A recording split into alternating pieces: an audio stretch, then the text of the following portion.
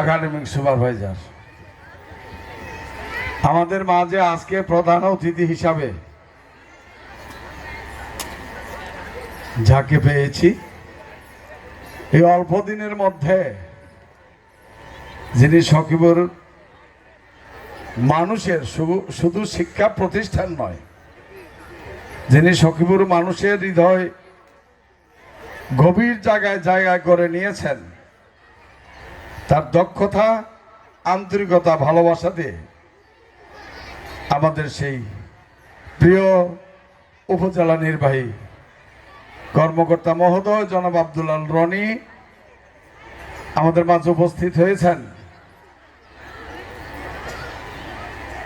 বিশেষ অতিথিবৃন্দ, আমি সকলের নাম বললাম না, হয়তো আপনাদের বক্তব্য দেওয়ার সুযোগটাও দেওয়া সম্ভব হয়নি, এজন্য আমি নিজেও দুঃখ প্রকাশ করছি, কারণ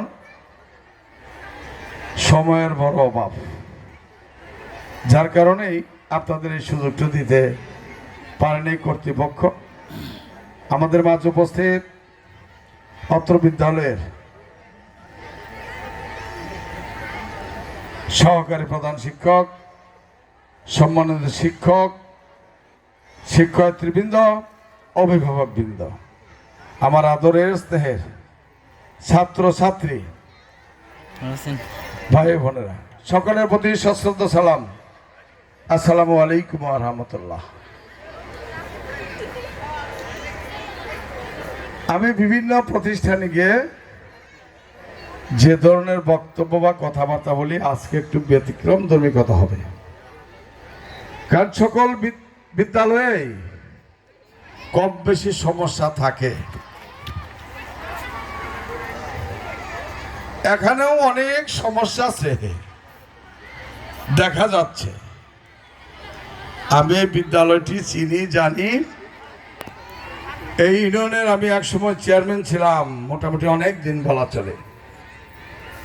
এর থেকে 1 কিলো দূরেই সম্ভবত আমার বাড়ি, 1 কিলো হয়তো একটু বেশি হতে পারে আমার বাড়ি। কাজে ধুলাবালি কণার সাথেও আমার একটা সম্পর্ক আছে। ওই যে সামনে 2টা কামিনী ফুলের গাছ দেখা যায়, এটাই ছিল আব্দুল হামিদ চৌধুরী সাহেবের খামার বাড়ি। অনেক জাঁকজমকপূর্ণ পরিবেশ ছিল তখন এখানে। আজকে তাই বিলুপ্তির পথে, অথচ এখানে তৎসময়ের চেতে সারা সখিপুরের মধ্যে সবচেয়ে উন্নত প্রতিষ্ঠান এই বিদ্যালয়টি থাকার কথা ছিল। অত্যন্ত দুঃখের, পরিতাপের বিষয়, সখিপুরের 52টি মাধ্যমিক শিক্ষা বিদ্যালয় আছে, তার মধ্যে এটাই 1 নাম্বার থাকার কথা। এর যে সম্পদ, এর যে ব্যবস্থাপনা ছিল, এর পিছিয়ে যে সমস্ত লোক ছিল, যে পরিবারটি এই প্রতিষ্ঠানটি করার জন্য তাদের সকল অনেকগুলো সম্পদ দিয়েছে, তারা সরকারের অনেক বড় পর্যায়ে ছিল, তাদের কাছে চাইলে কোনদিন খালি হাতে কেউ ফিরে আসে নাই। এখানকার যে সম্পদ আছে, এই স্কুলের চতুর্সাইড ইট দালার না, মাঝে মাঝে স্বর্ণ দিয়েও ভরা যেত। আমার মনে হয় যদি সঠিক ব্যবস্থাপনা সঠিক থাকতো, একজন সুযোগ্য হেডমাস্টার থাকতো, পরিচালক পর্ষদের যারা আছে তারা যদি সঠিক থাকতেন, যোগ্য ব্যক্তি থাকতেন, তাহলে এটা স্বর্ণ রূপা ভরে দেওয়া যেত।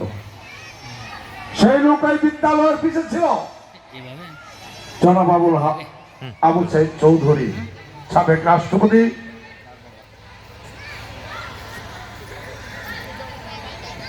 তিনি এই প্রতিষ্ঠানের জন্য অনেক কিছু দিয়ে গেছেন। আবুল হাসান চৌধুরী, সাবেক পররাষ্ট্রমন্ত্রী, তেনার কাছে চাইলে কোনদিন কেউ বঞ্চিত হয় নাই কোনো কিছুর জন্য, কিন্তু আমরা চাওয়ার মতো কোনো লোকই এখানে কখনো কত যোগ্যতা ছিল না। খালি এখান থেকে কিছু নেয়া আর খাওয়ার অভ্যাস ছিল, যার জন্য আজকে এখানে এই বিদ্যালয়ের অবস্থা অতটা সুন্দর হয়নি। এখনো ঘরের যে অবস্থা সেই পুরনো আমলের সব ব্যবস্থাই আছে। শরীর চালা কিছু লোক আছেন যারা আমার কাছেও গেছেন, আমার ইউনো মহোদয়ের কাছে গেছেন, তারা অনেককেই আমি দেখতেছি না।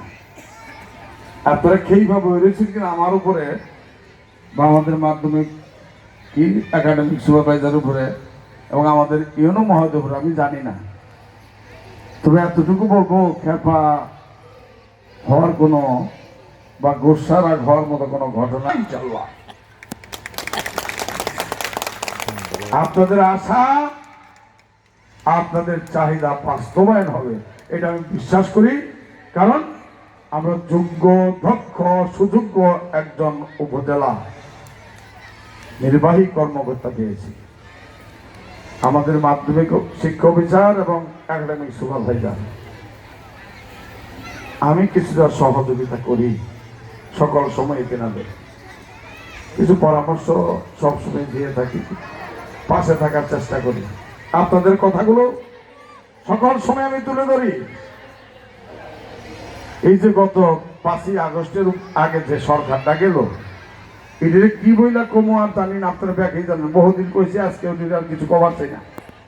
তো এই সরকারের মতোই একটি হেডমাস্টার এখানে ছিল, সে একই চরিত্রের, একই স্বভাবের, একই দাপুটার, একটি কর্তৃত্ববাদী সরকারের মতোই একটি প্রধান শিক্ষক এখানে ছিল।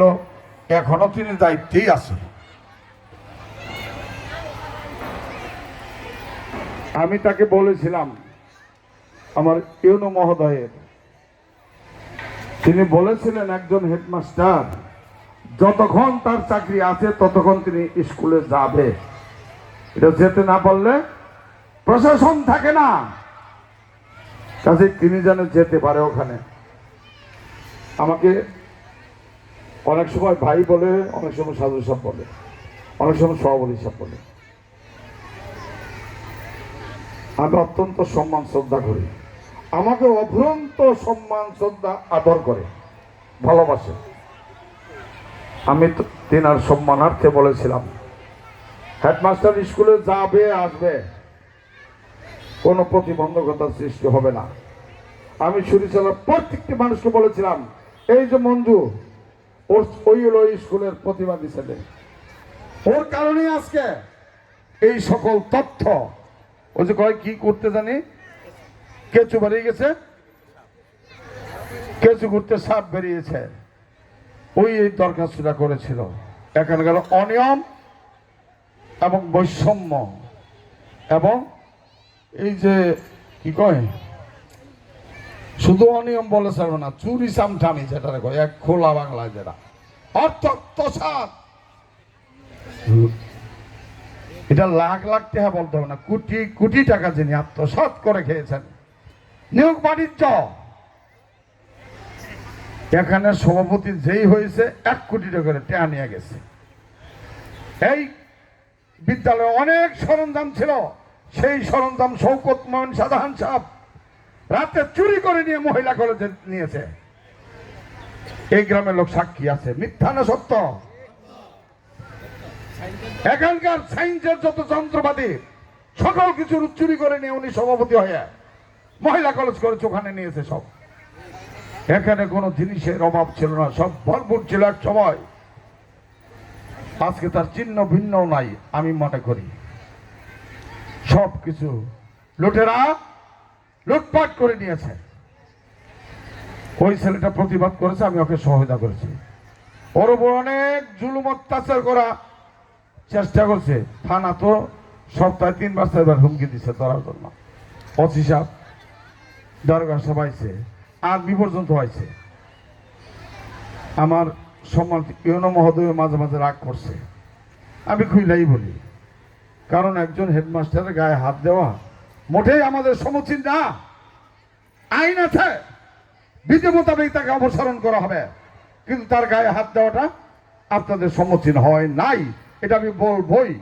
কারণ আমি এই ইউনিয়নের চেয়ারম্যান ছিলাম, আমারও হয়তো কোনো দিন আপনাদের খেদমতে আসতে পারি যদি আল্লাহর দয়া হয়।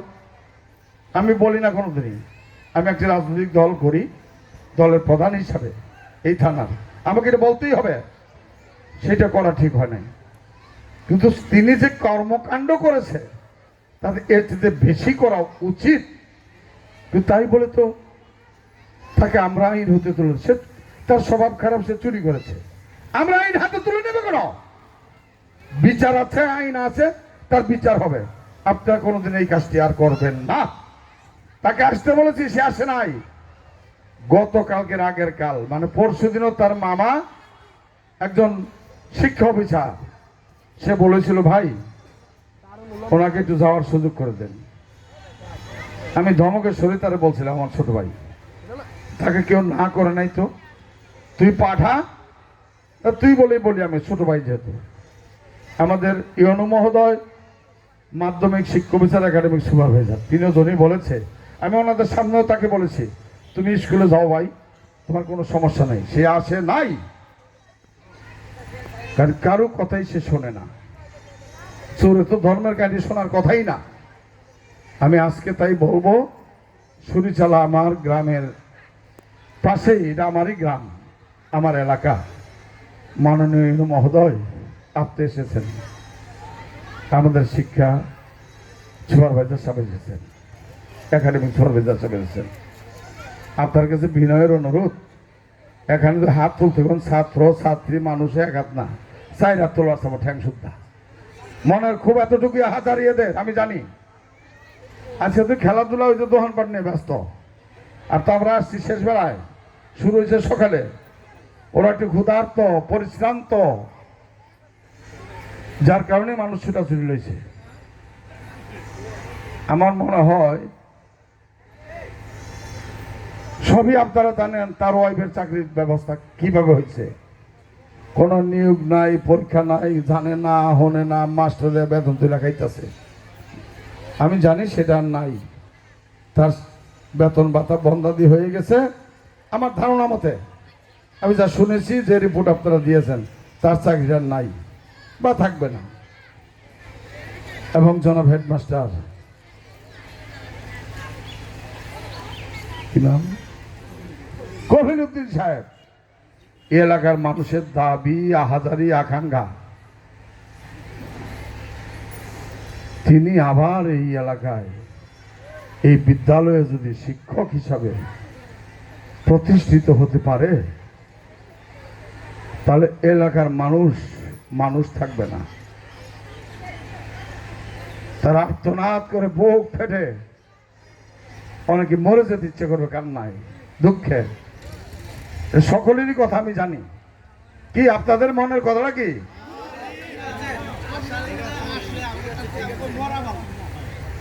কাজেই আমি বিনয়ের সাথে অনুরোধ করব, ওনাকে সুযোগ দিছিলেন আসার জন্য, উনি তখন আসেই নাই, উনি যেন বাকি জন আমার এই বিদ্যালয়টি না আসে, এই দাবি আপনার কাছে রাখলাম।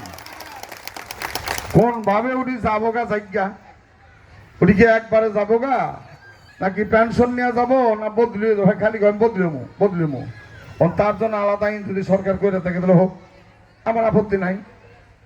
আর না হলে পেনশনের জন্য যাক, আর নাহলে মেডিকেল দিয়া কোনভাবে দেখা যায় না। আজকের দিনেও তো ব্যক্তি আসতে পারে নাই, পরশু দিন আমি বলার পরেও যে আসে নাই। আমি আপনার সাথে ওয়াদা করছিলাম, আমার একাডেমিক সুপারভাইজার সাহেব এবং মাধ্যমিক শিক্ষা অফিসারের কাছে ওয়াদা করছিলাম যে কফিলউদ্দিন সাহেব স্কুলে যাবে, আসবে, পড়াবে, তার গায়ে কেউ হাত দিলে সে দায়িত্ব আমি নিলাম, সেটা আমাকে বিচার করবেন, আমি সেই দায়িত্ব নিলাম। সে যেহেতু আজকেও আসে নাই, আমি আমার শপথ তুলে নিলাম, এখন কিছু আমি আর কিছু করব না। আমি মাপ ছিলাম আপনার কাছে, আমি পায়ে ধরে মাপ ছিলাম যে আমার ছোট ভাই। তারপরে বললাম আমি এই কথা, এই ভার, এই বোঝা আর গ্রহণ করতে পারবো না। কারণ আজকে উচিত ছিল তার এখানে আসা, আমি সকল লোক সামনে নিয়ে তাকে মাপ মুক্তি করে দিতাম, কোলাকুলি করে দিতাম। তুমি বিধি মোতাবেক আইন মোতাবেক তোমার শাস্তি হতে পারে, হবে সেটা সেটা হতে পারে, কিন্তু তুমি স্কুলে যা বাবা, আর কোনো সমস্যা থাকবে না। আমি বিলাই দিয়ে গেতাম, এটা আমার ইচ্ছা ছিল, যার কারণে আপনাকে এখানে আনার আমার বেশি শখ, বেশি ইচ্ছা, বেশি আকাঙ্ক্ষা, এই জন্য আপনাকে এখানে আনছি। নাহলে ইন্দাজানি আম্মা অন্যান্য স্কুল নিয়ে যেন আজকে এখানে নিয়ে আসছি আপনার এই জন্য, যে আপনাকে ছাড়া আমি ওখানে যাব না। কেন এই লোকগুলো আমি কি বলবো, কি কথা দিব? আমার উপর সবকিছু গুচ্ছা ক্ষিপ্ত হয়েছে, সাধারণ সাধু ইচ্ছা করে হয় না, এমন কোনো কাজ চোখে পড়ে নাই, এটা সবারই জানো না। কিন্তু আমি ব্যর্থ হয়েছি, কবিল সাহেবকে আমি এখানে আনতে পারি নাই। মাননীয় মহোদয়, আমার শিক্ষয়িত্রীরা যে কথা আমাকে বলেছে আপনার ইশারা ইঙ্গিতে বোঝানোর চেষ্টা করে, আপনি জানেন। আগের মহোদয়কে বলছিল একজনে যে আমি উনি গেলে আমার আর ইজ্জত নিয়ে সম্মান নেওয়া ওই স্কুলে শিক্ষকতা করতে পারবো না। আরো কিছু বলার চেষ্টা করছিল, জনের স্বভাব আচরণ ভালো না। এ কথাটি বলার পরেও আর কি থাকে? মাননীয় মহোদয়, তারা তার সহকর্মী, তার সাথে কি করে একই অফিসে বসবে? এক সময় সব স্কুলে যাবে, একজন মহিলা তার পাশে থাকবে, কি করে সম্ভব? কাজেই আমি আপনাকে আমার অভিভাবক মনে করি, সকল সময় শ্রদ্ধা ভরে মাথা নত করে আপনাকে অভিভাবক মানি, বিশ্বাস করে মেনে যাব। আপনার সিদ্ধান্তের বাইরে কোনো সিদ্ধান্ত সখীপুরে আমি থাকাকালীন কেউ করতে জোর করে আপনার করাতে পারবে না। আমি আছি, আপনার পাশে থাকবো, আমি কথা দিচ্ছি, সকল সময় থাকবো ইনশাল্লাহ। কিন্তু এই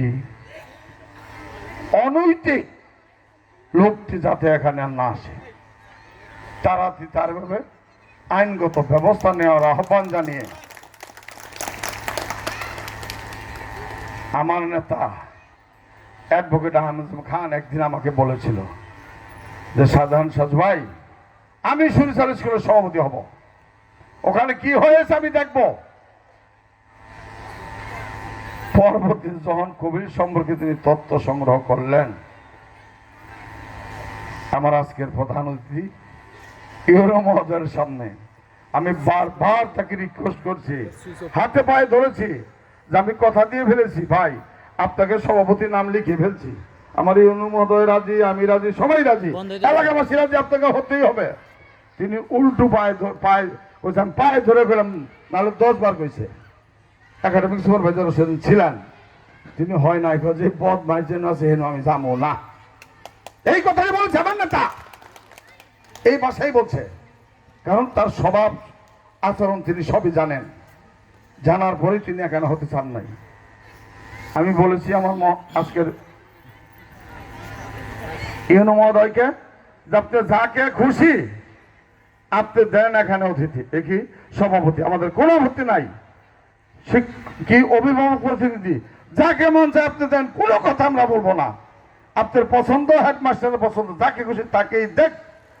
তবে আমাদের দাবি একটাই, উনি আর ওনার ওয়াইফ থাকবো না, থাকবো না, থাকবো না, একটা দাবি, আর কিছুই নাই।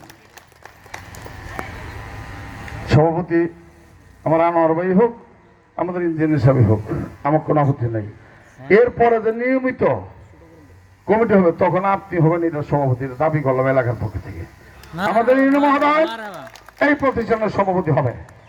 আপনি দেখবেন এখানে কত স্বর্ণ, কত কি আছে। একটিবার আপনি থেকে এই বিদ্যালয়টির চেহারা একটু পাল্টাই দিয়ে যান, আপনি পারবেন পাল্টাইতে। সেই সুযোগ, সেই অর্থ, সেই সম্পদ এখানে আছে, আমি জানি সবই। চোরের দলেরা সবকিছু খাইয়ে লুটপাট করে শেষ করে গিয়েছে। কাজেই আমার প্রিয় নেতা, আমার প্রিয় অভিভাবক জনাব অ্যাডভোকেট আহমেদ খান, তিনি আপনাদের কাছে বলেছে আপনাদের পক্ষে আছে, আপনাদের সাথে আছে। এই স্কুলের জন্য যে কোনো কাজে করবে। সেদিনও আমার আজকের প্রধান অতিথি মহোদয়ের সাথে কথা বলেছে এই বিষয় নিয়ে, স্কুল নিয়ে সবসময় তিনি খোঁজখবর রাখে স্কুলের। কাজেই তিনি আপনাদের কাছে দোয়া চেয়েছে। আর আমরা যেহেতু নির্বাচন করি, এটা এই প্রতিষ্ঠানের ভোটের জায়গা না, তারপরেও আমার নেতার জন্য দোয়া চাই। আগামী দিনে হয়তো খুব তাড়াতাড়ি অন্তর্বর্তী সরকার একটি নির্বাচন দেবে, সেই নির্বাচনে আমার নেতা বহুদিন যাবত এই এলাকায় কাজ করে, ঘোরাফেরা করে। আপনারা বহুজনকেই ভোট দিয়েছেন, এমপি বানিয়েছেন, পেয়েছেন কি তা তো এই ঘরের দিকে চাইলেই বোঝা যায়, এই মাঠের দিকে চাইলেই বোঝা যায়। এখানে কি বড় বড় গাছ ছিল, ওই যে মোথাগুলো দেখেন, এই মোটা মোটা গাছ, 10 হাত কি 10 হাত বেড়ের কাঁঠাল গাছ, আম গাছ, সব লুপাট হয়ে গেছে। এই মোথামাতি আছে দেখেন, এই যে ভর্তি। আমার কপিল ভাই পেটটায় আর বাড়িটায় আর সাবেক সভাপতি সাহেবদের পেটে আর বাড়িতে সব গেছে, যাতে ওই জায়গায় যাইতে না পারে। সেই জন্যই আপনার সভাপতি হইতে হবে। আর আপনার কাছে দাবি একটাই, এই চেহারা পাল্টানোর জন্য একজন এমপি দরকার, মন্ত্রী দরকার। আমার নেতারে একটিবার ভোট দিলে উনি এমপি না, একজন মন্ত্রী হবেন। এই চেহারাটা পাল্টে যাবো, তার জন্য একটি করে ভোট প্রার্থনা করে এর ভিক্ষা স্বরূপ। আমি তো আপনার গোলাম খাতেন ছিলাম, এজন্যই আমার জন্য কিচ্ছুই চাবো না জীবনে। আর আমার নেতার জন্য ভোট চেয়ে আমার কথা এখানে শেষ করছি। আপনাদের সকলকে ধন্যবাদ। আসসালামু আলাইকুম।